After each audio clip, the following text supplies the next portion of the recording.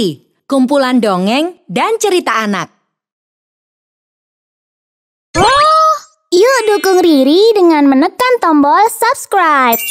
Jangan lupa bunyikan tanda lonceng untuk notifikasi. Selamat menonton. Legenda ular kepala 7. Dahulu kala, di sebuah daerah Lebong, Bengkulu, terdapat sebuah kerajaan yang makmur bernama Kutai Rukam. Kerajaan ini dipimpin oleh raja bijaksana bernama Raja Bikau Bermano. Sang raja mempunyai 8 orang anak. Semua 8 anak Raja Bikau Bermano adalah laki-laki. Mungkin kalian semua sudah tahu kenapa kalian aku kumpulkan di sini. Jadi minggu depan kakak kalian Gajah Meram akan melangsungkan pernikahan dengan Putri Jinggai dari kerajaan Sukanegeri. Kabar baik tersebut disambut oleh saudara-saudara Gajah Meram dengan sukacita. Selamat ya kak. Selamat ya kak. Terima kasih saudara-saudaraku. Hingga hari yang dinanti pun tiba. Pesta yang meriah diselenggarakan di istana kerajaan Kutai Rukam. Berbagai hidangan yang lezat disajikan oleh pihak kerajaan untuk menyambut para tamu. Gajah Meram dan Putri Jinggai pun tampak bahagia di pelaminan. Hingga tiba pada prosesi acara, kedua mempelai mandi bersama di tempat pemandian tepi Danau Tes. Dalam prosesi ini, hanya kedua pengantin yang boleh mendekati danau untuk berendam bersama. Namun, saat hendak mandi, rupanya ada makhluk lain yang mengawasi mereka. Tiba-tiba, makhluk itu menyerang Gajah Meram dan Putri Jinggai. Betapa terkejutnya Gajah Meram dan Putri Jinggai mengetahui sosok yang mengerikan menyerang mereka. Suasana yang awalnya tenang seketika berubah menjadi mencekam. Hari sudah senja. Kenapa mereka belum selesai juga? Raja Bikau Bermano pun memerintahkan beberapa hulu balang untuk memeriksa Gajah Meram di Danau Tes. Pengawal, segera periksa ke Danau Tes. Para hulu balang memeriksa semua tempat di sekitar Danau Tes. Namun, mereka tidak menemukan tanda-tanda keberadaan Gajah Meram dan Putri Jinggai. Mohon maaf Baginda, hamba beserta rekan yang lain telah berusaha mencari di sekitar danau. Tapi kami tidak dapat menemukan mereka. Tidak adakah di antara kalian yang mengetahui keberadaan putra dan calon menantuku? Semua penghuni istana kerajaan dan tamu hanya terdiam dan saling pandang. Hingga tiba-tiba suara orang tua memecah keheningan. Maaf Baginda, hamba merupakan kerabat dari Putri Jinggai. Izinkan hamba untuk menyampaikan sesuatu. Silakan paman untuk berbicara. Barangkali bisa menjadi petunjuk keberadaan Gajah Meram dan Putri Jinggai.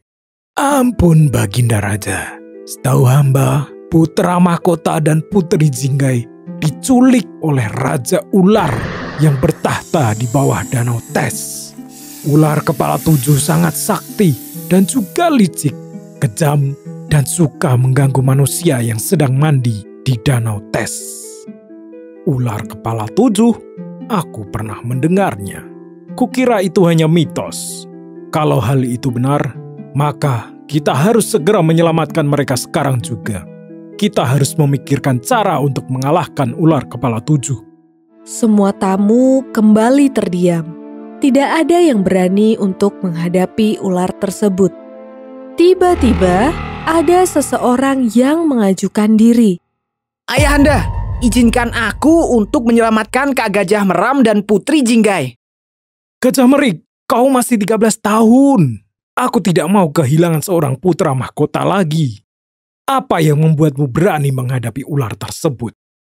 Ayahanda jangan khawatir. Sejak umur 10 tahun, aku selalu bermimpi didatangi oleh pertapa sakti. Ia selalu mengajariku kesaktian. Baiklah putraku tercinta Gajah Merik. Besok engkau boleh pergi ke Danau Tes untuk membebaskan abangmu. Tapi sebelumnya, engkau harus terlebih dahulu pergi bertapa di Tepat Topos guna memperoleh senjata pusaka. Keesokan harinya, berangkatlah Gajah Merik ke Tepat Topos untuk bertapa. Selama berhari-hari, Gajah Merik bertapa. Ia tidak makan maupun minum. Usai pertapaannya selesai, Gajah Merik mendapatkan benda pusaka berupa keris kecil dan juga selendang. Keris itu ternyata mempunyai kesaktian. Bagi siapapun yang membawa keris itu, maka ia dapat menyelam ke dalam air. Gajah Merik pun menyelam ke dasar Danau Tes untuk menuju sarang ular tersebut. Gajah Merik melihat seberkas cahaya di atas danau. Sepertinya itu adalah sarang ular tersebut. Diam-diam, Gajah Merik mendekati sumber cahaya. Namun, ular raksasa berkepala 7 menyambut Gajah Merik. Siapa kau manusia kecil? Apa yang kamu lakukan di sini? Kamu mau menjadi mangsaku? Siapa aku tidaklah penting. Aku kesini untuk menyelamatkan manusia yang kau culik. Kau hendak menyelamatkan pasangan suami istri itu? Jadi benar, kakakku ada di sini. Hadapi dulu aku, sebelum kau melangkah lebih jauh. Gajah Merik segera mengambil selendang sakti. Seketika, selendang itu berubah menjadi sebuah senjata sakti. Gajah Merik segera menyerang ular kepala 7. Bersiaplah kau ular. Kemarilah menjadi santapanku. Pertarungan keduanya berlangsung seru. Baku hantam tidak terelakkan. Pertarungan itu berlangsung lama. Hingga sang ular pun terkalahkan. Kesaktian Gajah Merik rupanya mampu mengalahkan ular kepala 7. Sang ular nampak kelelahan dan sudah tidak berdaya lagi menghadapi Gajah Merik. Aku mengaku kalah. Tak kusangka kau begitu hebat. Kesaktianmu sungguh luar biasa. Begitu ular tidak sadarkan diri, Gajah Merik masuk ke dalam sarang ular. Di sana ia menemukan kakaknya, Gajah Meram, dan istrinya, Putri Jinggai, dikurung di dalam sangkar. Adik, bagaimana kau bisa sampai di sini? Kau sendirian? Ceritanya panjang, Kak. Akan kujelaskan setelah kita keluar dari tempat ini. Mereka pun mencari jalan keluar sarang tersebut, melewati ular kepala 7 yang sudah lemas. Adik, kau mengalahkan ular itu sendirian? Hebat sekali kau. Ia terlihat tak berdaya. Hei ular, aku tidak akan membunuhmu. Sebagai gantinya, kau harus mau menjadi pengawalku untuk melindungi kerajaanku. Baiklah, kau menjadi tuanku sekarang. Terima kasih atas kebaikanmu untuk tidak menghabisiku. Tak selang berapa lama, wajah Raja Bikau Bermano yang awalnya cemas berubah menjadi gembira. Gajah Meram, Putri Jinggai, dan Gajah Merik pulang ke istana dengan selamat. Tak berapa lama setelah kejadian tersebut, acara penyerahan tahta diadakan. Gajah Meram, kau kini kuangkat sebagai raja dari kerajaan Kutai Rukam. Pimpinlah kerajaan ini dengan bijaksana. Mohon ampun Ayahanda, hamba hargai keputusan ayah untuk memilih hamba sebagai pemimpin negeri ini. Namun hamba rasa masih ada yang lebih pantas untuk mengampu jabatan tersebut. Ialah Gajah Merik. Hah? Aku?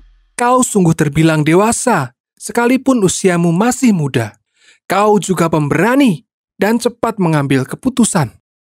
Tapi Kak, ternyata keputusan Gajah Meram memberikan tahta yang seharusnya dipegangnya kepada adiknya disetujui oleh saudara-saudara lainnya. Raja pun juga setuju. Gajah Merik pun diangkat menjadi Raja Kutai Rukam berikutnya. Ia memimpin kerajaan tersebut dengan bijaksana dan adil. Ia pun mengangkat Raja Ular yang telah ditaklukkannya menjadi hulu balang kerajaan Kutai Rukam. Ia menjaga kerajaan tersebut agar terhindar dari serangan musuh. Kerajaan Kutai Rukam pun menjadi aman sentosa. Pesan dari cerita ini adalah dalam setiap keberanian dapat berbuah kebijaksanaan. Halo teman-teman dan kakak-kakak semua. Pengen bisa bikin komik, game, dan animasi seperti Riri? Ikuti pelatihannya di GameLab aja. Kunjungi website kami di www.gamelab.id/kelas kreator. Dijamin gampang, siapa aja bisa.